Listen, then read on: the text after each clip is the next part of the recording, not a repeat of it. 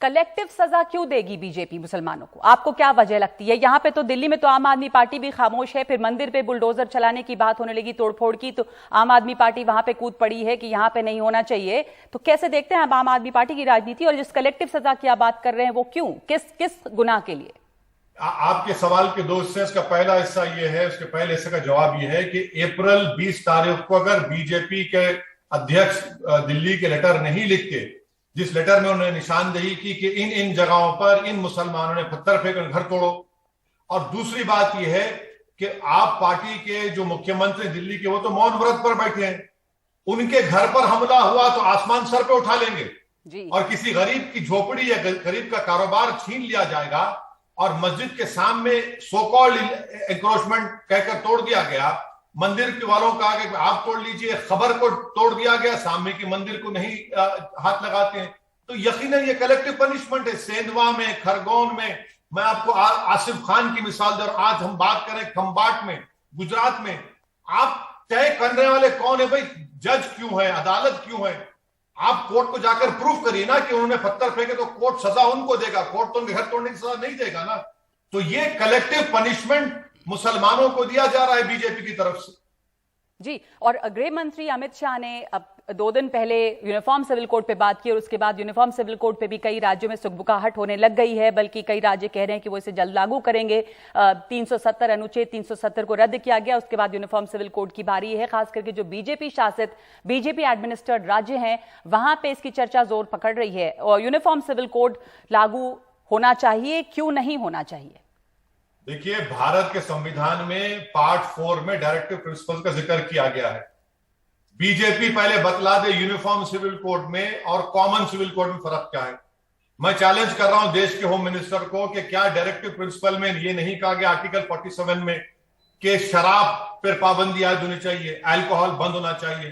क्या directive principle के article 38(2) में नहीं कहा गया कि इक्विटेबल डिस्ट्रीब्यूशन ऑफ वेल्थ होना चाहिए? हो रहा है क्या? क्या संविधान के आर्टिकल 39A, B, C में क्या कहा गया कि रिसोर्सेज देश के सबके पास होने चाहिए? आप वो नहीं करते।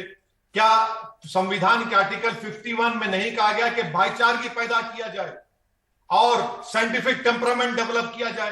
अरे भाई, आप तो इन चीजों पर देखते नहीं है। आर्टिकल 44 की रट आप लगा रहे हैं, और आर्टिकल 43 में जिसमें कहा गया था कि state shall endeavour by suitable legislation, यहां तो लेजिस्लेशन की बात नहीं की गई, और यूनिफॉर्म सिविल कोड की बात करने वाले सिर्फ मुसलमानों के निशाना बनाना चाहते हैं। क्या दयाबागा और क्या स्कूल ऑफ थॉट इंप्लीमेंट होगा?